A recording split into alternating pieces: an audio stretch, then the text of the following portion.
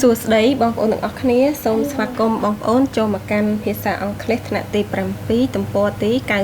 96ចាហើយមេរៀនរបស់យើងថ្ងៃនេះយើងនឹងសិក្សាទៅលើសម្លៀកបំពាក់ក៏ដូចជាឱកាសពិសេសផងដែរចាឥឡូវយើងចូលទៅមើលចំណងជើង What in the world are you wearing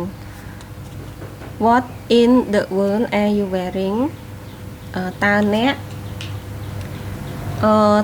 ពាក់អ្វីនៅក្នុងពិភពលោកតើអ្នកពាក់តើអ្នកកំពុងតែពាក់អ្វីនៅក្នុងពិភពលោកពាក់អ្វីនៅក្នុងពិភពលោកទៅមើល wear something special ពាក់អ្វីចាឬក៏ស្លៀកពាក់អ្វីដែរពិសេស One look at the kids from round the world ចូលកលេចមើលក្មេងមកពីជុំវិញពិភពលោកLook at the kids មើលក្មេងៗ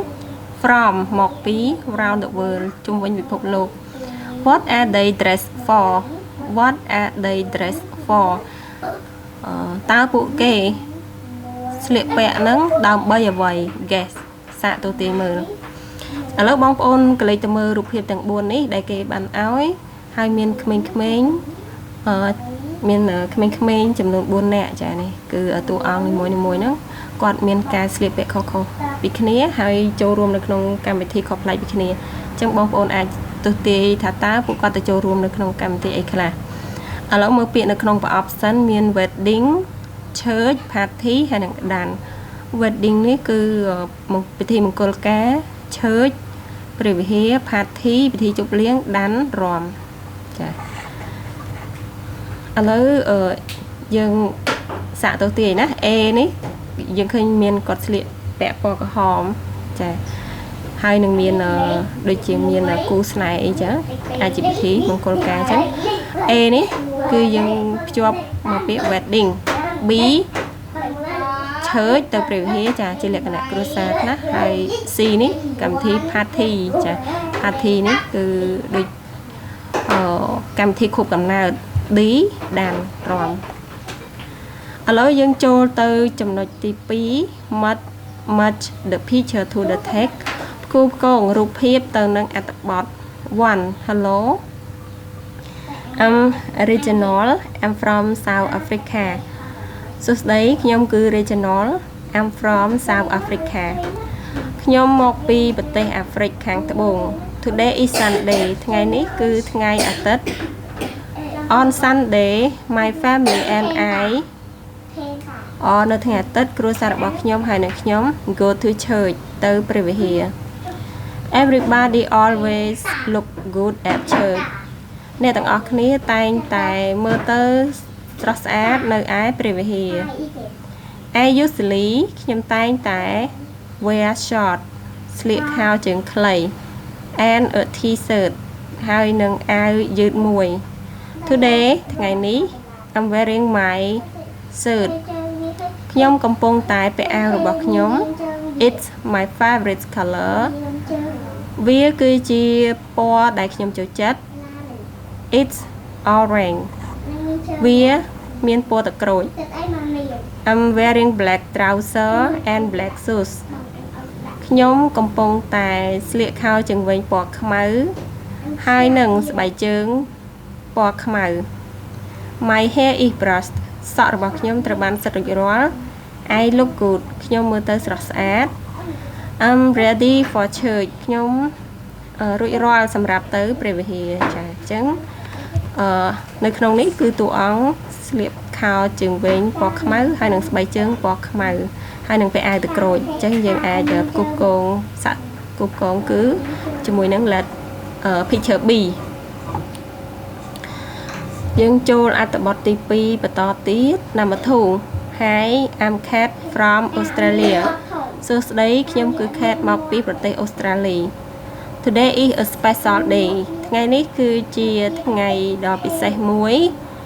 It's my friend's birthday party វាគឺជាពិធីជប់លៀងខួបកំណើតរបស់មិត្តរបស់ខ្ញុំ I usually wear old trouser ខ្ញុំជាធម្មតាស្លៀកខោជើងវែងចាស់ and an old shirt ហើយនឹងអាវដ៏ចាស់មួយ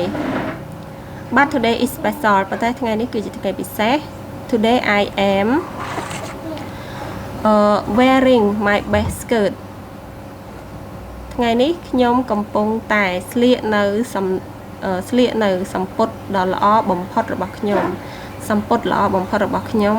and a cute little top ហើយនឹងកំពូលដ៏តូចគួរឲ្យស្រឡាញ់មួយ I am wearing a funny long hat ខ្ញុំកំពុងតែស្លៀកខ្ញុំកំពុងតែពាក់នៅ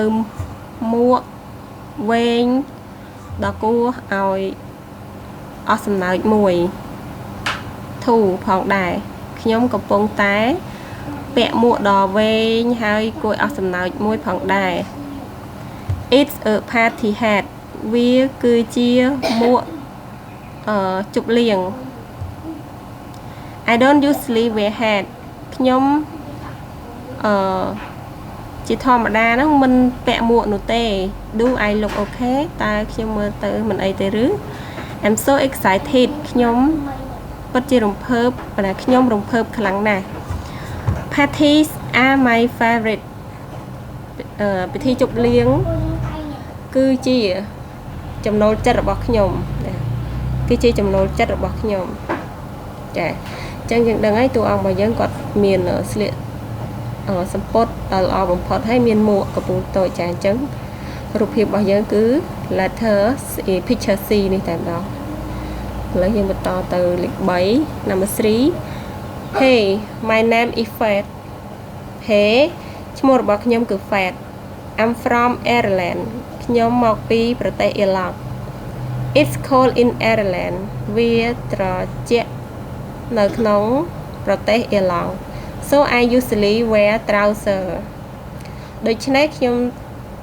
ជាធម្មតាស្លៀកខោជើងវែង a shirt អាវមួយ and a hat ហើយនឹងមួកមួយ But today I'm wearing a dress ប៉ុន្តែថ្ងៃនេះខ្ញុំកំពុងតែស្លៀករ៉ូបមួយ Can you guess why តើអ្នកអាចទស្សន៍ទាយមូលហេតុអ្វីដែរទេ I do traditional Irish dance ខ្ញុំធ្វើរបាំប្រពៃណីរបស់អ៊ីឡង់ចាខ្ញុំធ្វើរបាំប្រពៃណីអ៊ីឡង់ Today is dancing day ថ្ងៃនេះគឺជាថ្ងៃនៃការរាំថ្ងៃរាំ So I am wearing Irish dancing clothes ដូច្នេះខ្ញុំកំពុងតែស្លៀកនៅសម្លៀកបំពាក់រាំអ៊ីឡង់ I'm wearing long white sock and black shoes ខ្ញុំកំពុងតែពាក់ស្រោមជើងពណ៌សដ៏វែងហើយនឹងស្បែកជើងពណ៌ខ្មៅចាគាត់ពាក់ស្រោមជើងដ៏វែងពណ៌សហើយនឹងស្បែកជើងគាត់មានពណ៌ខ្មៅ I'm wearing a special dress ខ្ញុំកំពុងតែស្លៀកនៅរ៉ូបដ៏ពិសេសមួយ as well ផងដែរខ្ញុំកំពុងតែស្លៀកនៅរ៉ូបដ៏ពិសេសមួយផងដែរ The dress is red and black រ៉ូបហ្នឹងគឺមានពណ៌ក្រហមហើយនឹងខ្មៅចាមិនដឹងក្រហមលាយខ្មៅ I love it ខ្ញុំស្រឡាញ់វាចាអញ្ចឹងលេខ3នេះយើងមើលណារូបភាពចារូបភាពត្រូវជាមួយនឹង picture D គាត់មានស្រោមជើងសវែងហើយស្បែកជើងខ្មៅហើយរ៉ូបរបស់គាត់នឹងក្រហមលាយខ្មៅចាអញ្ចឹងគាត់ do traditional Irish គាត់រាំគាត់នឹងមានរបាំប្រពៃណីរបស់អ៊ីឡង់ចាអញ្ចឹងចុងក្រោយអត្ថបទខ្លីរបស់យើងចុងក្រោយ number 4 Hi my name is Sin Meo Hao សួស្តីឈ្មោះរបស់ខ្ញុំគឺ Sin Meo Hao I'm from China ខ្ញុំមកពីប្រទេសចិន Today is a special day ថ្ងៃនេះគឺជាថ្ងៃដ៏ពិសេសមួយ So I am wearing special clothes ដូច្នេះខ្ញុំកំពុងតែស្លៀកនៅសម្លៀកបំពាក់ដ៏ពិសេស Can you guess តើអ្នកអាចទាយបានដែរឬទេ It's a wedding វាគឺជាពិធីមង្គលការមួយ It's my sister's wedding វាគឺជាពិធីមង្គលការរបស់បងប្អូនស្រីរបស់ខ្ញុំ At wedding in China នៅឯពិធីមង្គលការក្នុងប្រទេសចិន Everyone always wears red អ្នកទាំងអស់គ្នានឹងតែងតែស្លៀកពាក់ពណ៌ក្រហម So today I am ថ្ងៃនេះដូច្នេះថ្ងៃនេះខ្ញុំI am wearing red ខ្ញុំកំពុងតែស្លៀកពាក់ពណ៌ក្រហមចា I'm wearing red suit ខ្ញុំពាក់ស្បែកជើងពណ៌ក្រហម a great red dress រ៉ូបពណ៌ក្រហមដ៏អស្ចារ្យមួយ and I am wearing a big red hat និងឬក៏ហើយខ្ញុំកំពុងតែពាក់នៅមួកពណ៌ក្រហមដ៏ធំមួយ I love wedding ខ្ញុំស្រឡាញ់ពិធីមង្គលការឬក៏ពិធីរៀបអាពាហ៍ពិពាហ៍ I love the clothes ខ្ញុំស្រឡាញ់សម្លៀកបំពាក់ I usually wear my school uniform ខ្ញុំជាធម្មតាពាក់នៅឯកសណ្ឋានសាលារបស់ខ្ញុំ It's a dress វាគឺជារ៉ូបមួយផងដែរណា too It's a dress too វាគឺជារ៉ូបមួយផងដែរ But I love wearing the special wedding dress ប៉ុន្តែខ្ញុំស្រឡាញ់នៅការស្លៀកពាក់រ៉ូបអាពាហ៍ពិពាហ៍ជាពិសេសចាប៉ុន្តែខ្ញុំស្រឡាញ់ការស្លៀកពាក់រ៉ូបចូលរួមពិធីអាពាហ៍ពិពាហ៍ឬក៏មង្គលការនឹងជាពិសេសចាអញ្ចឹងអត្ថបទទី4ខ្លីរបស់យើងចាអាចផ្គូផ្គងជាមួយនឹង picture A ចាគាត់មានស្លៀករ៉ូបពណ៌ក្រហមស្បែកជើងក្រហមហើយមានមួកពណ៌ក្រហមទៀតចាមួកដ៏ធំមួយគឺជាពិធីមង្គលការដែលនៅក្នុងប្រទេសចិនចាចិនពួកគាត់ចូលចិត្តប្រើពណ៌ក្រហមចាអញ្ចឹង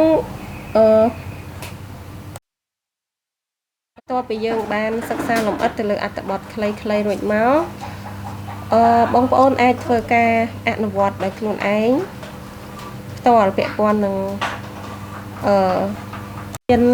ចាយើងអាចរៀនសរសេរពី3ប្រយោគមកនៅពេលដែលយើង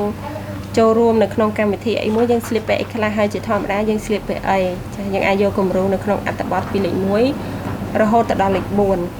4ចាអញ្ចឹងជាចុងក្រោយបងប្អូនបានដឹងហើយថាការស្លៀកពាក់ហ្នឹងគឺតម្រូវទៅតាមឱកាសពិសេសហើយ